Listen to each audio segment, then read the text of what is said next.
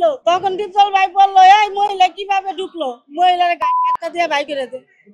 তখন ওই ফয়সাল ভাই কি করলো, আমার ঘাড়ে ধরলো, ঘাড়ে ধরার পরে আরো দুইজন লোক আইসা, পরে তিনজন লোক আইসা আমারে ধাক্কা দিয়ে ফেলাই দিল। ওরা বেশি কথা কইলে তোরা তোর নদী ফেলাই দিব। ডিপজল ভাই নামে মামলা করছি, ডিপজল ভাই আমারে মাইরে ফেলানোর জন্য অনেক চেষ্টা করব, কিন্তু তবু আমি যদি সত্যবান্ধা হয়ে থাকি আমি তার ন্যায় বিচার কইরাই ছাড়মু। এর ন্যায় বিচার আমি চাই। আমি 2 তারিখে গাবতলী যাই গরু দেখতে। গরু দেখে দেওয়ার পরে দেখি অনেকগুলা লোকজন। তখন আমি লোকে করে বললাম যে ভাই এনে কি হয়েছে। তখন বললো যে ডিপজল ভাই আসছে। তো বললাম তাহলে ডিপজল ভাই আসছে, আমিও তো তার ভক্ত, ছবি দেই, তাহলে আমি তার সাথে দুটা কথা বলবো। এই কথা কই আমি চেম্বারে যাই ডিপজল ভাইয়ের সালাম দিলাম যে ভাই আসসালামু আলাইকুম, আপনার সাথে দুটো কথা বলবো, আমি আপনার ভক্ত। তখন ডিপজল ভাই বললো এই মহিলা কিভাবে ঢুকলো, মহিলার গায়ে ধাক্কা দিয়ে ভাই করে দে। তখন ওই ফয়সাল ভাই কি করলো, আমার ঘাড়ে ধরলো, ঘাড়ে ধরার পরে আরো দুইজন লোক আইসা, পরে তিনজন লোক আইসা আমারে ধাক্কা দিয়ে ফেলাই দিল। ফেলাই দেওয়ার পরে আমি বললাম আপনারা কেন আমারে ধাক্কা মারলেন। আমি দুটা কথাই বলতাম, বইলে চলে যাইতাম, আমি তো এনে অন্য কিছু কই নেই। ওরা বেশি কথা কইলে তোরা তোর নদী ফেলাই দিব। তখন আমি একটু ক্ষিপ্ত হইলাম যে আপনি তোরাক নদী কেন ফেলাবেন, আমারে ফেলান দেখি। তখন এই কথা কওয়ার পরে বলতেছে যে হ্যাঁ এইভাবে কাজ হবে না, হ্যাঁ রে ধর।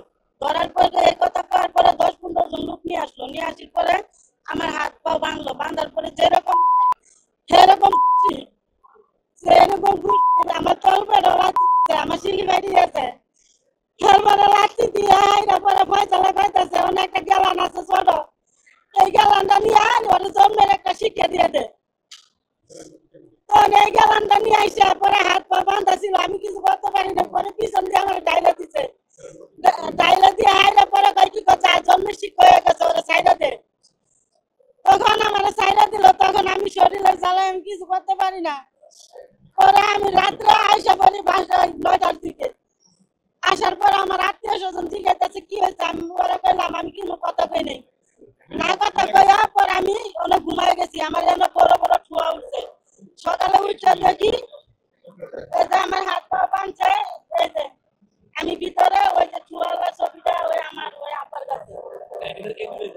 এরপরে সকালে উঠে দেখি যে বড় বড় ঠুয়া আর পানি পড়তেছে আর দুনিয়ার খাই যাইতেছে।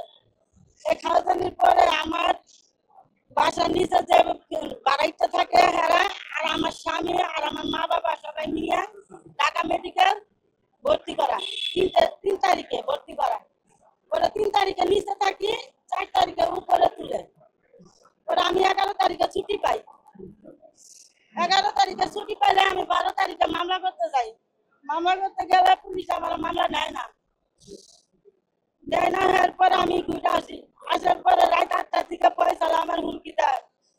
পুলিশ আমার একটা নাম্বার রেখে দিচ্ছে, এই নাম্বারটা আবার ফয়সাল বাইরে দিচ্ছে। ফয়সাল বাইরে দিলে রাত 8টা বাজে আমার ফোন দিছে।